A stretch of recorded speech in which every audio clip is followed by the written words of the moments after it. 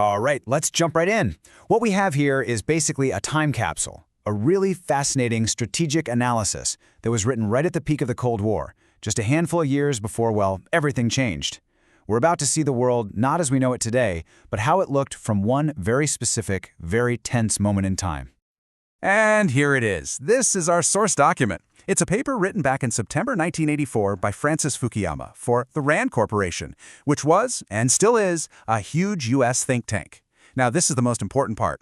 Everything we're about to go through is seen purely through the lens of 1984. So you have to forget what you know about the Berlin Wall coming down, forget about the Soviet collapse. We have to put ourselves in the shoes of an analyst from that time, trying to figure out a new, and frankly, pretty worrying trend.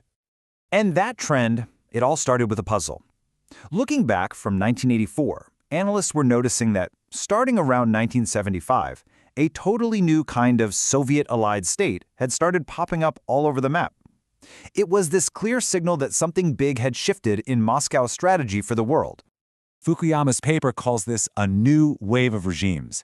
And look, these were not your father's Soviet allies from the 50s and 60s. No way. These were a completely different breed. And according to the thinking in 1984, if you didn't understand them, you had no chance of figuring out what was coming next in the Cold War. So what made them so different? This slide really gets to the heart of it. Before this, you had what the paper calls old Soviet clients, like Nasser's Egypt. Yeah, they might have called themselves socialist, but it was usually this kind of vague, nationalistic thing. They were unpredictable. I mean, Egypt famously kicked all its Soviet advisors out in 1972. But this new wave, they were different. They weren't just left-leaning. They were loudly and proudly proclaiming themselves to be Marxist-Leninist. And here they are. I mean, just look at this list. In a dizzying 5-year period, from 75 to 80, 6 of these new states burst onto the scene across 3 different continents. You've got Angola and Mozambique in southern Africa, Ethiopia in the Horn of Africa, South Yemen on the Arabian Peninsula, Afghanistan in Central Asia, and all the way over in Central America and Nicaragua. It was this global surge, and from Washington's perspective, this was a deeply alarming pattern. So you have to ask, right, what on earth connects a revolution in Central America with one in Southern Africa? Well, the analysis found that even with their wildly different cultures and histories, these new regimes were all building themselves internally using the exact same political blueprint. And that blueprint was all built around this idea, the Vanguard Party. This is pure Leninism. This is not a political party like we think of today where you try to get millions of members. No, it's a small, super-disciplined, highly centralized group of professional revolutionaries. Their entire job is to seize power and then hold on to it no matter what. This structure, this was their DNA. And you can see this theory being put into practice everywhere. It's incredible. In Angola, the MPLA guerrilla movement literally restructured itself to become a vanguard party. In Nicaragua, the Sandinistas started by sharing power, but then systematically kicked out all their non-Marxist allies. In Afghanistan, the PDPA just grabbed power in the classic coup. And get this, in Ethiopia, the Soviets actually had to lean on the military government there to create a proper vanguard party, just to lock in their control. Of course, to hold on to that power, these parties built up massive internal security forces, and they had expert help. The paper points out that East German advisors were all over the place, helping set up secret police forces in countries like South Yemen and Nicaragua. And what that did was give the Soviets a direct, powerful window right into the internal politics of their brand new allies. Okay, so that's how they were organized on the inside. But that internal structure had a huge impact on how these countries acted on the world stage. So let's take a look now at how they aligned themselves externally. Just look at this pattern. It's so clear. Within just a couple of years of taking power, 5 of the 6 new regimes signed a formal treaty of friendship and cooperation with the Soviet Union. This was basically a public declaration of loyalty. The paper speculates the only reason Nicaragua didn't sign was purely tactical. They were afraid it would provoke a direct American invasion. And those treaties? They were just the start. It was like they were all reading from the same playbook. Step 1, sign the treaty. Step 2, vote with the Soviets at the UN, almost without fail.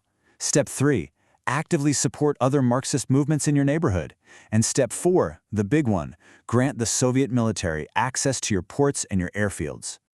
And make no mistake, this was not just symbolic. These new allies gave Moscow huge, tangible, strategic advantages. Take South Yemen, for instance. Giving the Soviet Navy access to their ports was absolutely vital for its Indian Ocean fleet. It let them project power all over the Middle East and directly challenge the US in the region. This was a massive strategic win for Moscow. But, and this is a huge but, here is where the analysis found a deep, and you might say, fatal contradiction.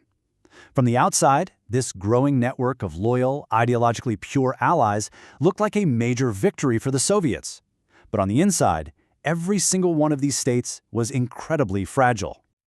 This quote from the paper just nails it. It gets right to the heart of the problem. These vanguard parties were fantastic at seizing power, but they were terrible at actually winning over the hearts and minds of their own people. Every single one of them had a major legitimacy crisis from day one. And that lack of legitimacy wasn't just some abstract political science problem. No, it fueled violent armed resistance. As you can see, every one of these new Soviet allies was immediately thrown into a massive civil war, fighting powerful anti-communist insurgencies. The Mujahideen in Afghanistan, UNITA in Angola, the Contras in Nicaragua, the list goes on. So here it is, the absolute key to the whole puzzle, the central paradox. Their greatest weakness, their total lack of popular support, was also what made them such reliable Soviet allies.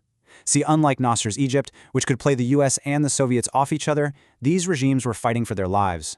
They had, as the paper puts it, nowhere else to turn but the Soviet bloc. They were locked in. Which brings us to the final conclusion, from that 1984 perspective. So what was the bottom line for Moscow? Was this new empire of weak, war-torn, but fiercely loyal allies a brilliant strategic move? Or was it a disastrously expensive mistake? The paper really lays out the trade-offs. On the one hand, the advantage for Moscow was influence. They suddenly had these ideologically pure partners who gave them strategic bases and couldn't just switch sides. But the disadvantage was the astronomical cost. What the paper calls the Soviet burden of empire was exploding. They were now on the hook, financially and militarily, for propping up 6 different states, all locked in these brutal, endless counterinsurgency wars. And that leaves us right here, with this final thought. Standing in 1984, you can see why this looked like the Soviet Union was on the march across the Third World. It was a really open question. But of course, we know what happened next. This enormous financial and military drain, supporting all these failing states, would become one of the key pressures that led to the Soviet Union's own collapse just 7 years later. It was a high-stakes gamble that in the end absolutely did not pay off.